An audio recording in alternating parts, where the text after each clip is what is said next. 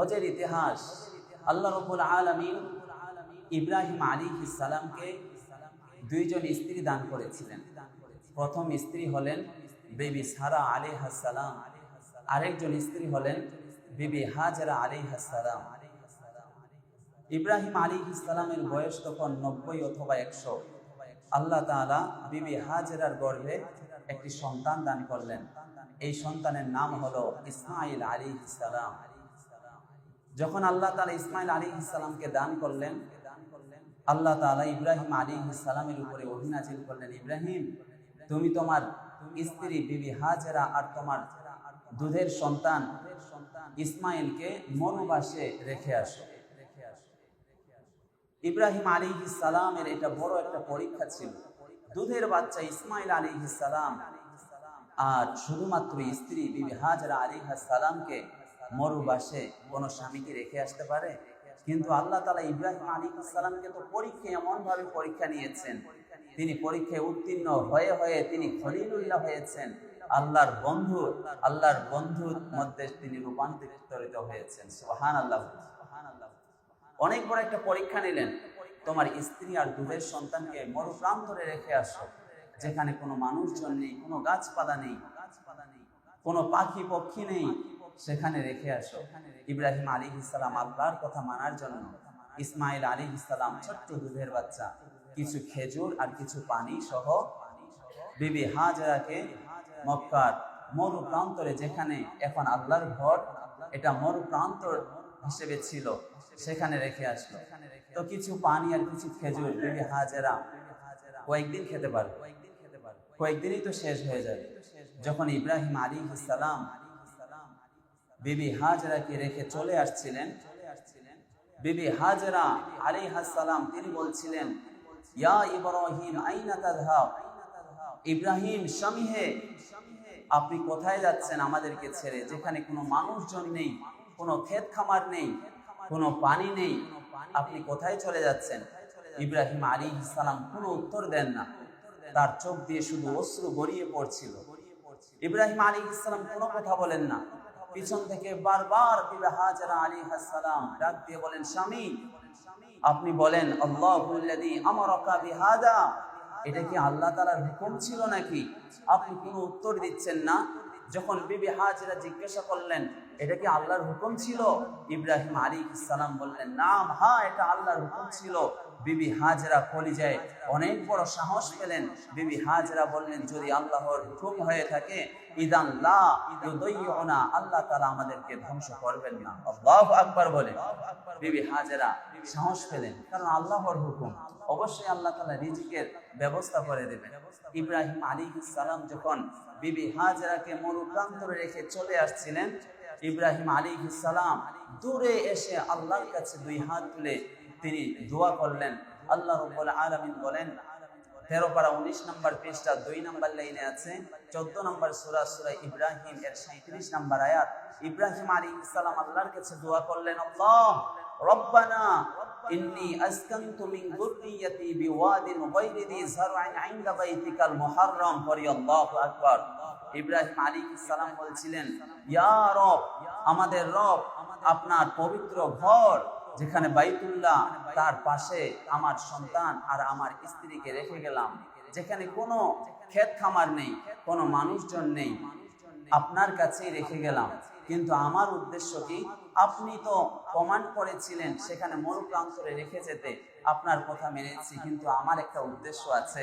ইব্রাহিম আলাইহিস সালাম বললেন, রব্বানা লিউকিমুস সালাহ, হে আল্লাহ, আমার উদ্দেশ্য হলো যাতে করে আমার সন্তান ইসমাইল সে নামাজ কায়েম করতে পারে, নামাজ প্রতিষ্ঠা করতে পারে। সুবহানাল্লাহ বলে।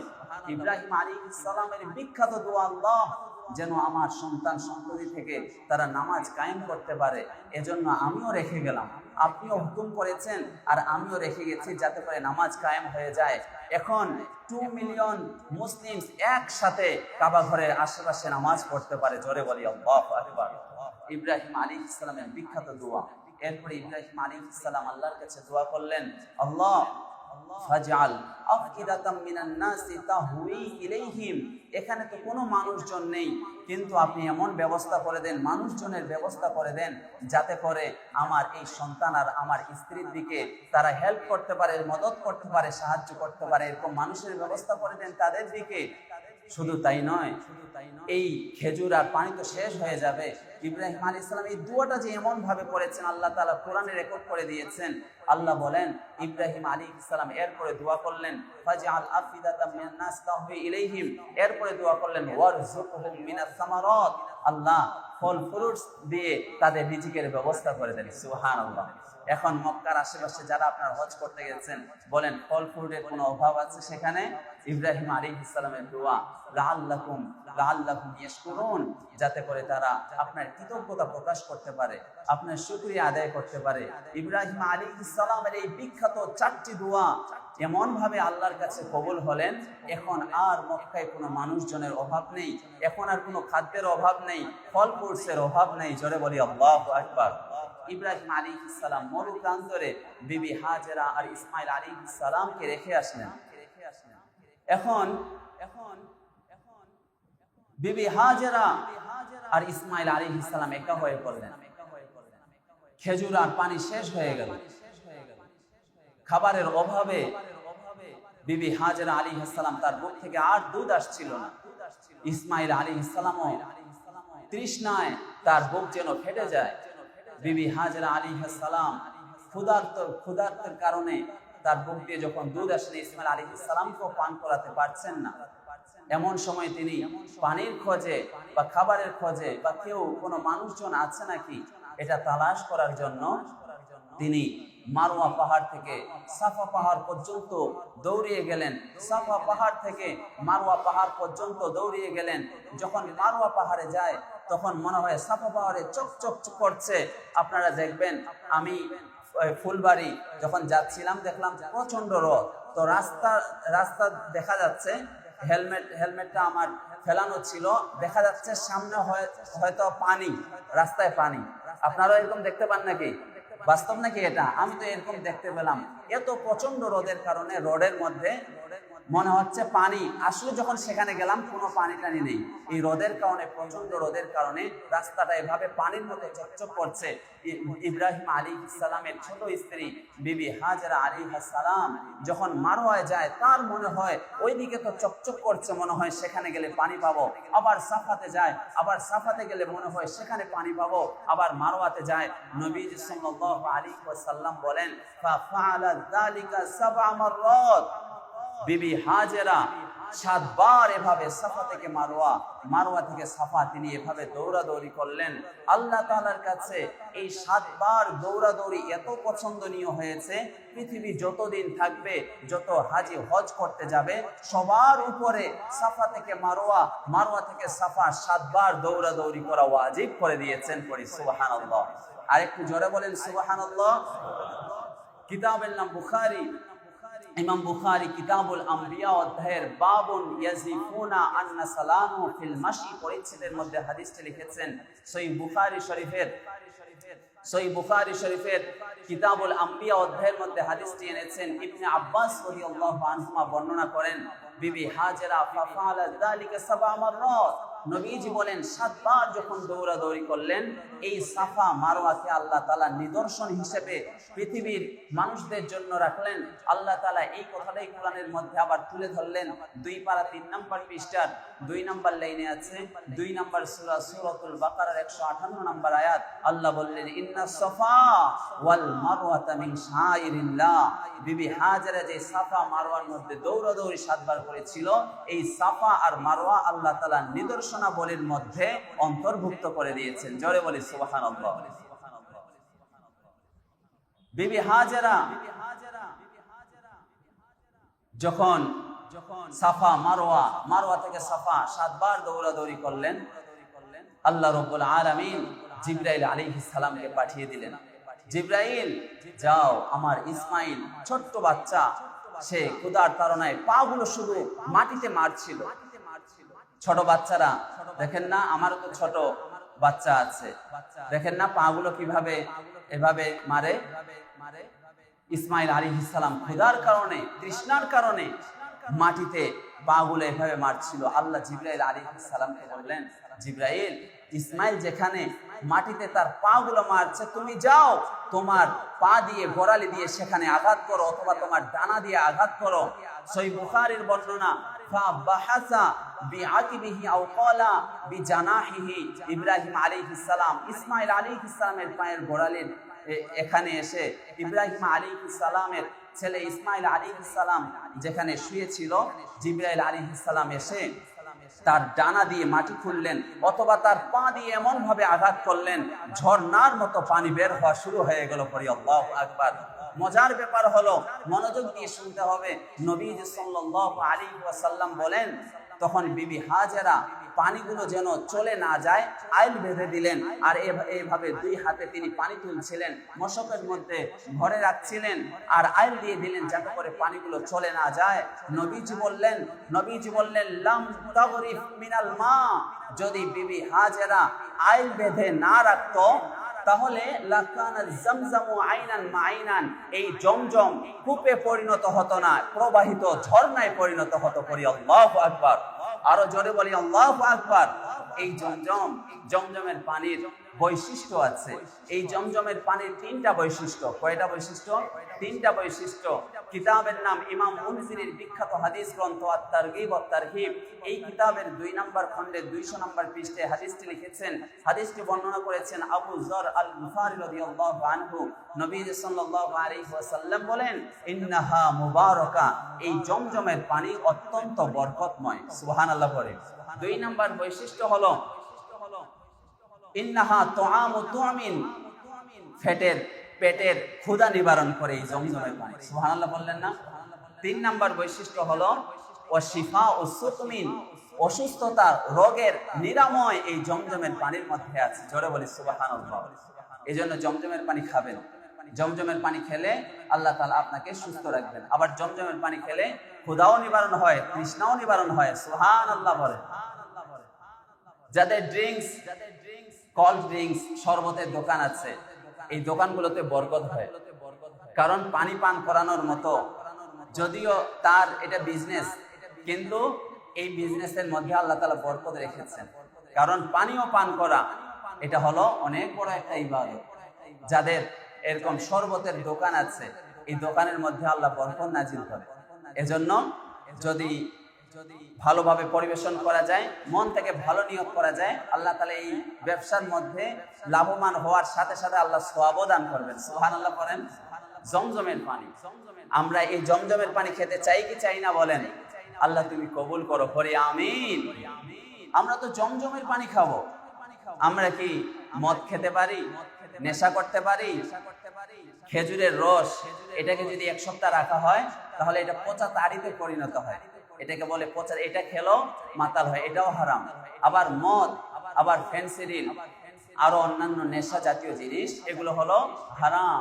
এগুলো আমরা খেতে পারি?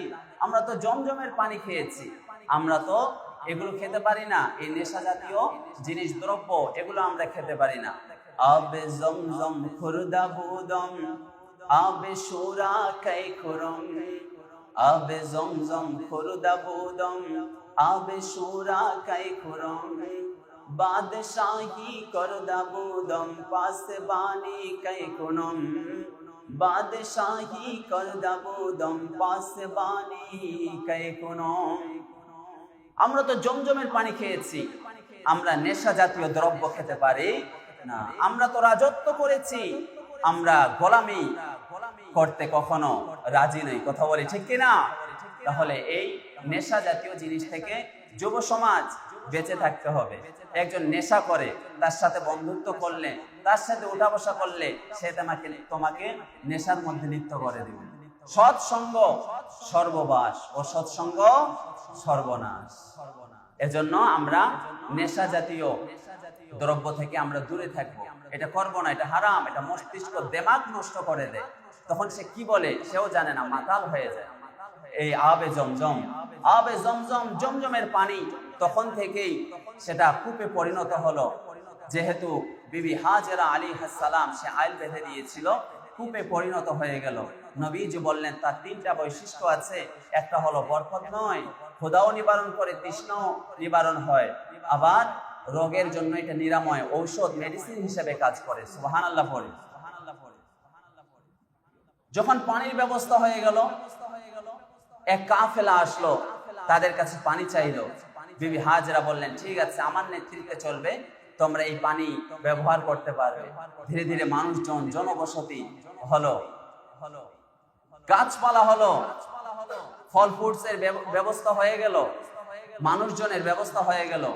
এখন ইব্রাহিম আলাইহিস সালামের স্ত্রী বিবি হাজরা আর ইসমাইল আলাইহিস সালাম একা নয়, এখন জনবসতি, মানুষ আর মানুষ, এলাকা জুড়ে মানুষ। এখন ইব্রাহিম আলাইহিস সালাম যখন ইসমাইল আলাইহিস সালামকে দেখলেন যে সে দৌড়াদৌড়ি করছে, বড় হয়ে গেছে, তখন আল্লাহ তাআলা ইব্রাহিম আলাইহিস সালামের উপরে আরেকটা পরীক্ষা নিলেন যে ইব্রাহিম, তোমার উপরে আরেকটা দায়িত্ব আছে। আল্লাহ কি দায়িত্ব বলেন? ইব্রাহিম আলাইহিস সালামকে আল্লাহ তাআলা বললেন যে তোমার ছেলে এখন বড় হয়ে গেছে, এখন জনবসতি হয়ে গেছে, চারিদিকে মানুষজন হয়েছে, এখন তোমার কাজ হলো বাইতুল্লাহ, আল্লাহর ঘর নির্মাণ করো। বিল্ড দ্য কাবা, আল্লাহর ঘর নির্মাণ করো, বাইতুল্লাহ, দ্য হাউস অফ আল্লাহ, আল্লাহর ঘর নির্মাণ করো। ইব্রাহিম আলাইহিস সালাম ভাবলেন তাহলে আমি হেড মিস্ত্রি হই আর লেবার হিসেবে ইসমাইল আলাইহিস সালামকে নেই। আল্লাহ তাআলা এই কথাটা আবার নাজিল করে ইব্রাহিম আলাইহিস সালামকে জানিয়ে দিলেন, ইব্রাহিম তুমি তোমার ছেলেকে সাথে নাও, তোমরা বাপ বেটা আমার ঘর বানানো শুরু করে দাও। সুবহানাল্লাহ। আল্লাহ তাআলা এটা কোরআনে নাজিল করে নবীজিকে জানিয়ে দিলেন। এক পারা 19 নম্বর পৃষ্ঠার 1 নম্বর লাইনে আছে, 2 নম্বর সূরা, সূরাতুল বাকারার 127 নম্বর আয়াত। আল্লাহ বলেন ওয়া ইয ইয়ারফাউ ইব্রাহিমুল কওয়াইদা মিনাল বাইতি ওয়া ইসমাঈল, বাপ বেটা ইব্রাহিম আলাইহিস সালাম আর ইসমাঈল আলাইহিস সালাম যখন আল্লাহর ঘর বাইতুল্লাহ, কাবা ঘরের দেয়াল উঁচু করছিল, তার ভিত্তি স্থাপন করছিল, যখন নির্মাণ করা হয়ে গেল, বাপ বেটা সম্মিলিত আল্লাহর কাছে দুই হাত তুলে দোয়া করলেন, রব্বানা তাকাব্বাল মিন্না, হে আল্লাহ আমাদের এই নির্মাণ কাজটাকে তুমি কবুল আর মঞ্জুর করে নাও। আল্লাহর কাছে দোয়া করলেন। এজন্য আমরাও মুনাজাতের মধ্যে বলি, রব্বানা তাকাব্বাল মিন্না ইন্নাকা আনতাস সামিউল আলিম।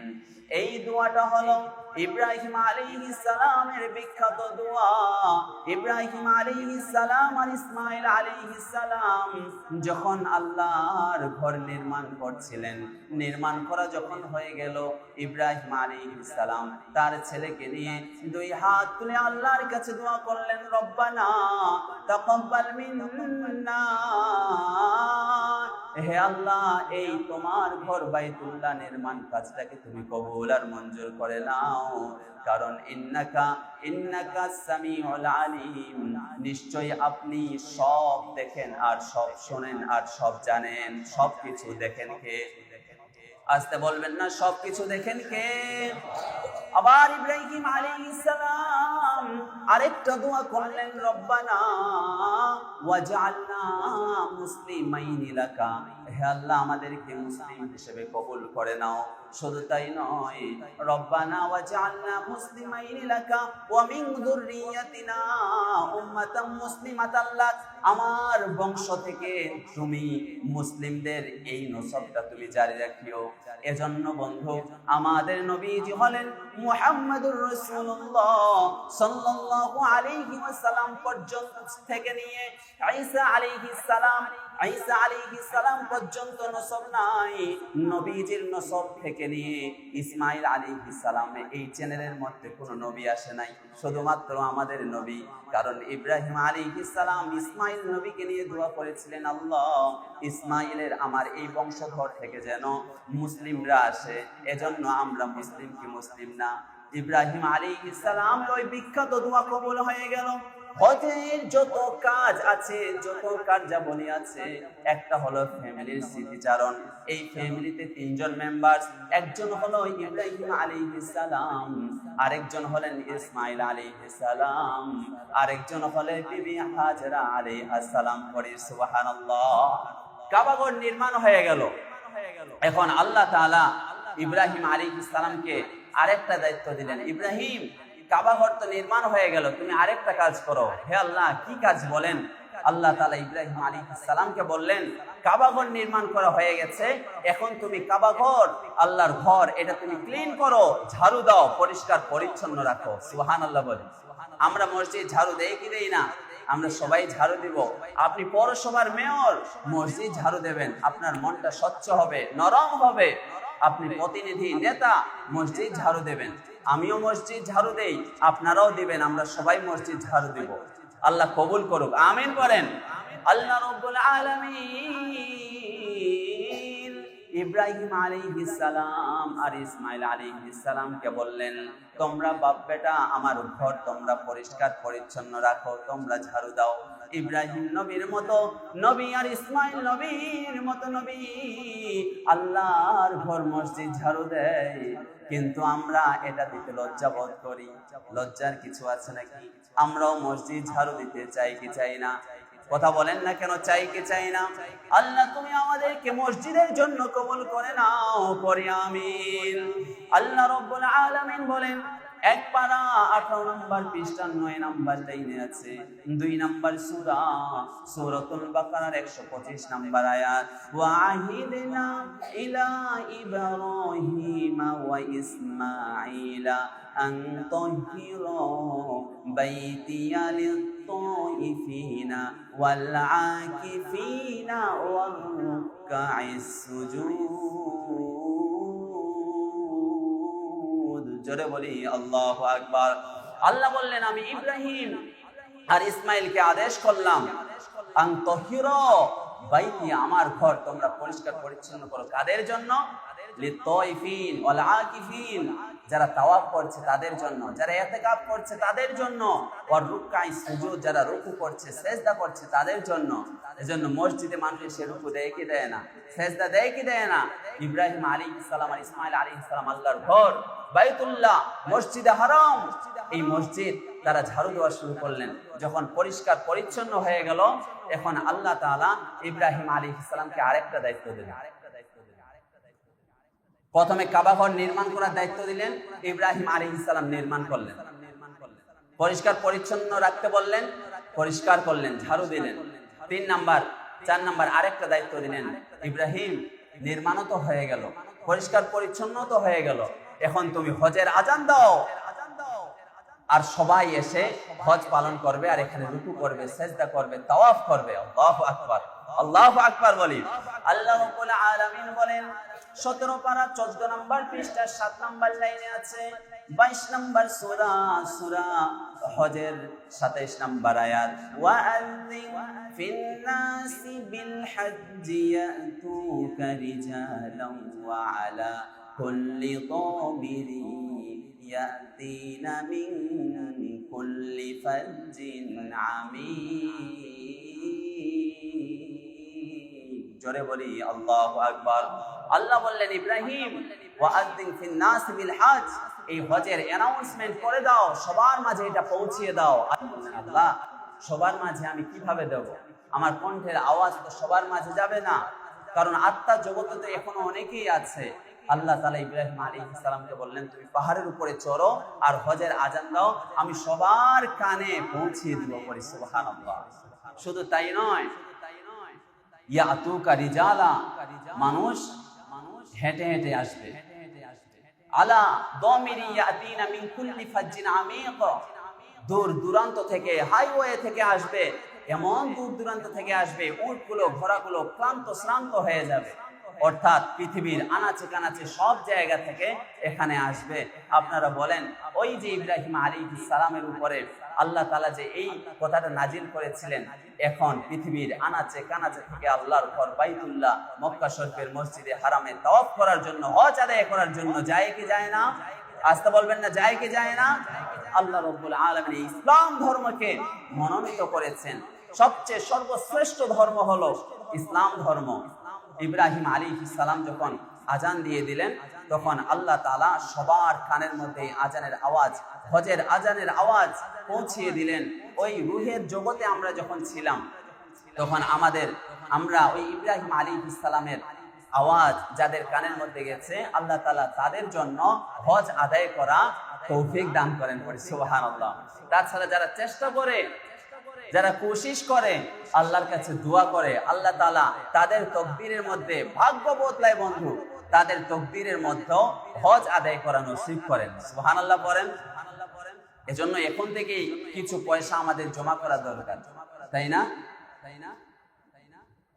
আমি নারীদের সম্পত্তি সম্পর্কে আলোচনা করেছিলাম, অনেকের কাছে এটা ভালো লেগেছে যে নারীদের সম্পত্তি সম্পর্কে আমি মায়ের সম্পত্তির কথা বলেছিলাম, স্ত্রীর সম্পত্তির কথা বলেছিলাম, বোনের সম্পত্তির কথা বলেছিলাম, আর মেয়ের সম্পত্তির কথা বলেছিলাম। যদি আমরা মায়ের, বোনের, মেয়ের, স্ত্রীর সম্পত্তি এগুলো দিয়ে দেই, তাহলে তাদেরও যদি পয়সা হয় তারাও হজ আদায় করতে পারবে কি পারবে না? আর আপনারা যদি না দেন, এই কথাটা সত্য, আপনারা রাগ করবেন না। অনেক ভাই আছে বোনদেরকে সম্পত্তি দেয় না। বাবা মারা গেছে, মা মারা গেছে, বাবার সম্পত্তি ছিল, জমি জমা ছিল, মায়ের জমি জমা ছিল, কিন্তু বোনদেরকে আর দেয় না, ভাইয়েরা বন্টন করে নেন। তাহলে এই ভাইয়েরা যে বন্টন করে নিলেন, এই জমি দিয়ে আপনি কি করবেন? আপনার মানুষত্ব তো নেই, এই দিয়ে কি বরকত হবে? আপনার সন্তানরা কি ভালো কিছু হবে? আপনি যদি সম্পত্তিগুলো না দিয়ে দেন, তারা পয়সা কিভাবে হজ করতে পারবে? যে নারীদের পয়সাগুলো বুঝিয়ে দেওয়া দরকার, আছে না নাই বলেন? অনেক পরিচালক স্যার আছে বেতন ঠিক মতো দেয় না, আছে না নাই বলেন? পরিচালক স্যার আর পরিচালক হুজুরদের জন্য একটা বয়ান করি, রাগ করবেন না। প্রতিষ্ঠান দাঁড় করানোর জন্য অনেক পয়সা টাকা ইনভেস্ট করতে হয় কি হয় না? তো টিচার্সদের স্যালারি আপনাকেও ইনভেস্ট করতে হবে। তাছাড়া ফেব্রুয়ারি মাসের 1 তারিখ থেকে 10 তারিখের মধ্যে অ্যাডভান্স ছাত্র ছাত্রীদের কাছ থেকে বেতন তোলা হয়, তাই না? তাহলে আপনি 1 তারিখ থেকে 30 তারিখ পর্যন্ত আপনি স্যালারিটা তুলে রাখবেন, আর 1 তারিখে টিচার্সদের স্যালারিটা দিয়ে দিবেন। কি বলেন আপনারা?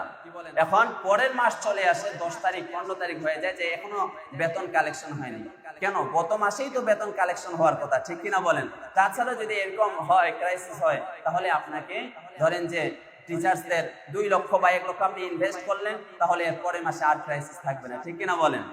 শ্রমিক ঘাম শুকাবার আগে তাদের মজুরি দিয়ে দাও, নবীজির বিখ্যাত হাদিস, ঘাম শুকাবার আগে মজুরি দিয়ে দাও।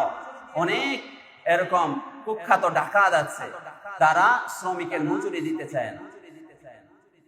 তাহলে আমাদের মানুষত্ব, নৈতিকতা কোথায় গেল? অনেকেই বাসা বাড়ি বানায় রাস্তার পাশে, কিন্তু এই যে ইট, খোয়া আর বালু এগুলো রাস্তার উপরে রাখে, রাস্তাটা বন্ধ করে দেয়। মানুষ এখানে আসে অ্যাক্সিডেন্ট করে, মানুষ আর যেতে পারে না। তাহলে আপনি 5 তলা ভবন তুলে আপনার, তাহলে মানুষত্ব কোথায়? এটা কি লাভ? মানুষ আপনাকে সব সময়, মানুষ যায় আর আপনার জন্য বদদোয়া করে, ঠিক কিনা বলেন? রাস্তা বন্ধ করে, এটা হারাম। অনেকেই ক্ষেত শুকাতে দেয়, ধান শুকাতে দেয়, অনেকেই ইট রাখে, বালু রাখে। এটা আকল আর মেধা, তাদের বুদ্ধি কোথায় গেল? বালু এটা কি রাস্তায় রাখার জিনিস? রাস্তাগুলো মানুষের আটক করে দেয়। এই টলিওয়ালা ভাই, আপনি যে ওখানে যে এতগুলো মাটি আপনি ফেলে দিয়ে চলে গেলেন, পরে যে মানুষটার কষ্ট হবে কি হবে না? মানুষকে কষ্ট দেওয়া হারাম, এরকম করব না। যাই হোক, স্ত্রীর সম্পত্তি, মায়ের সম্পত্তি, মা বোনদের সম্পত্তি, এগুলো আমরা বুঝিয়ে দেবো। বোনের সম্পত্তি আমরা খাবো না, ইনশাল্লাহ বলেন, ইনশাল্লাহ বলেন। আমার পরিষ্কার কথা, আমার বোনরা যদি 100 এক জায়গায় পায়, এতটুকুও পায়, সেতটুকু আমি মেপে দেবো, এখানে খুঁটি গেড়ে দেবো। আমার বোনের যেটা আমি এটা রেখে দেবো, এটা আমি ব্যবহার করব না। তাহলে যদি আমাদের সামর্থ্য হয়ে যায়, আমরা এই হজ আদায় করতে পারবো। তাহলে আল্লাহ তাআলা ইব্রাহিম আলাইহিস সালামকে ধাপে ধাপে পরীক্ষা নিয়েছেন, আর হজের ইতিহাস আমরা পেয়েছি। প্রথমে আল্লাহ তাআলা ইব্রাহিম আলাইহিস সালামকে বললেন, তোমার স্ত্রী বিবি হাজেরা আর ইসমাইলকে তুমি মরুবাসে রেখে আসো। ইব্রাহিম আলাইহিস সালাম রেখে আসলেন। ইব্রাহিম আলাইহিস সালাম উত্তীর্ণ হলেন এই পরীক্ষায়। এরপরে 2 নাম্বার আরেকটা আদেশ করলেন, তুমি কাবাঘর নির্মাণ করো। ইব্রাহিম আলাইহিস সালাম তার ছেলেকে নিয়ে কাবাঘর নির্মাণ করলেন, উত্তীর্ণ হলেন। এরপর আল্লাহ তাআলা ইব্রাহিম আলাইহিস সালামকে দায়িত্ব দিলেন, কাবা ঘর, আমার বাইতুল্লাহ মসজিদে হারাম তোমরা পরিষ্কার পরিচ্ছন্ন রাখো। ইব্রাহিম আলাইহিস সালাম বাপ ছেলে তারা পরিষ্কার পরিচ্ছন্ন করলেন। এরপরে আল্লাহ তাআলা ইব্রাহিম আলাইহিস সালামকে বললেন হজের ঘোষণা দিয়ে দাও। যেই মাত্র হজের ঘোষণা দিয়ে দিলেন, তখন থেকে নিয়ে আজ পর্যন্ত আল্লাহর ঘর বাইতুল্লাহ সবাই হজ পালন করার জন্য যায়। সবাই বলি আল্লাহু আকবার। সবচেয়ে বড় কে? আস্তে বলবেন না, সবচেয়ে বড় কে? ওয়ারাব্বাকা ফাকাব্বির, তাকবীর, এটা জোরে দেওয়া সুন্নাহ। সবাই বলি আল্লাহু আকবার। উপসংহার, সম্মানিত উপস্থিতি, যখন হজে যাবেন হাত খরচের টাকা পাথেও এটা সাথে নেবেন। এরপরে আল্লাহর উপরে তাওয়াক্কুল আর ভরসা করবেন। শুধু আল্লাহর উপরে তাওয়াক্কুল করেছেন, হাত খরচ নেন নাই। এক সময় তারা আল্লাহর উপরে তাওয়াক্কুল করে হজ করার জন্য বের হতো, কিন্তু পয়সা হাতে নিত না। এজন্য আল্লাহ তাআলা নাজিল করে বললেন, 2 পারা 9 নম্বর পৃষ্ঠা 14 নম্বর লাইনে আছে, 2 নম্বর সূরা সূরাতুল বাকারা 197 নম্বর আয়াত। আল্লাহ বলেন ওয়াতাজাওয়াদু ফাইন্না খায়রুজ যাদিত তাকওয়া। ওয়াতাজাওয়াদু, তোমরা হজ প্রভিশন পাথো হাত খরচের টাকা সাথে নাও, কিন্তু জেনে রাখো ফাইন্না খায়রুজ যাদিত তাকওয়া। তাকওয়া এটাই হলো বড় পাথেও, এটাই হলো বেস্ট প্রভিশন, তাকওয়া। কিন্তু আল্লাহর উপরে তাওয়াক্কুল করা, এটা হলো প্রথমে আপনাকে চেষ্টা করা, মানে পাথেও সংগ্রহ করা। প্রথমে হাত খরচের সাথে নেব, এরপরে আল্লাহর উপরে তাওয়াক্কুল আর ভরসা করব, এরপরে আল্লাহকে ভয় করে পথ চলবো। আল্লাহ বলেন ওয়াত্তাকুনি ইয়া উলিল আলবাব, বুদ্ধিমানরা আমাকে ভয় করো। তাহলে আমরা হাত খরচ সাথে নেব, আল্লাহর উপরে তাওয়াক্কুল করব, আর একজনকে ভয় করে চলবো, আওয়াজ করে বলতে হবে তিনি কে। এই হাদিসটি বলে আপনাদের শেষ করব আজকে বয়ান। যাদের হজ কবুল করা হয়েছে আল্লাহ তাআলা তাদের জন্য সরাসরি জান্নাত সুনিশ্চিত করেছেন। পড়ি সুবহানাল্লাহ। বন্ধুরা, আমার কিতাবের নাম বুখারী। ইমাম বুখারী কিতাবুল উমরা অধ্যায়ে বাবু ওজুবিল উমরাতি ওয়া ফাদলিহা পরিচ্ছেদের মধ্যে হাদিসটি লিখেছেন। সহিহ বুখারী শরীফের 1773 নম্বর হাদিসের বর্ণনা। হাদিসটি বর্ণনা করেছেন ফেমাস কম্পেনিয়ন, বিখ্যাত সাহাবী আবু হুরায়রা রাদিয়াল্লাহু আনহু। নবী সাল্লাল্লাহু আলাইহি ওয়াসাল্লাম বলেন, আল হাজ্জুল মাবরুর লাইসা লাহু জাযাউন ইল্লাল জান্নাহ। যার হজ কবুল করা হয়েছে, মকবুল হজ, অ্যাকসেপ্টেড পিলগ্রিমেজ, এমন হজ যেটাকে কবুল কিয়া গিয়া। নবীজি বলেন লাইসা লাহু জাযাউন ইল্লাল জান্নাহ, তার প্রতিদান জান্নাত ছাড়া কিছুই নয়। অর্থাৎ যার হজকে কবুল করা হবে তার রিওয়ার্ড হিসেবে ডাইরেক্টলি প্যারাডাইস কনফার্ম, তার জন্য সরাসরি জান্নাতের গ্যারান্টি দেওয়া হয়েছে। পড়ি সুবহানাল্লাহ। এজন্য আমাদের লাইফ লেসন হলো, যাদের সামর্থ্য আছে হজ আদায় করা, আর যাদের সামর্থ্য নেই মৃত্যুর আগ পর্যন্ত, হাত্তাল মাউত, আনটিল দ্য ডেথ, মৃত্যুর আগ পর্যন্ত আশা রাখা যেন আমাদের নসিবে আল্লাহ তাআলা হজ কবুল করেন। আমিন পড়েন। সবাই বলি আমিন। আল্লাহ তাআলা কবুল আর মঞ্জুর করুক। সবাই বলি আমিন। আল্লাহ তাআলা সবাইকে ভালো রাখুক, সবার উপার্জনের মধ্যে বরকত দান করুক। পড়ি আমিন। সম্মানিত উপস্থিতি, আজকে আমরা হজের ইতিহাস ও হজের ফজিলত সম্পর্কে আলোচনা শুনেছি। ফজিলত হলো যে হজ করে আসবে আল্লাহ তাআলা তাকে নিষ্পাপ বানিয়ে দিবেন। পড়ি সুবহানাল্লাহ। ওয়া আখিরু দাওয়ানা আনিল হামদুলিল্লাহি রাব্বিল আলামিন। আসসালামু আলাইকুম ওয়া রাহমাতুল্লাহি।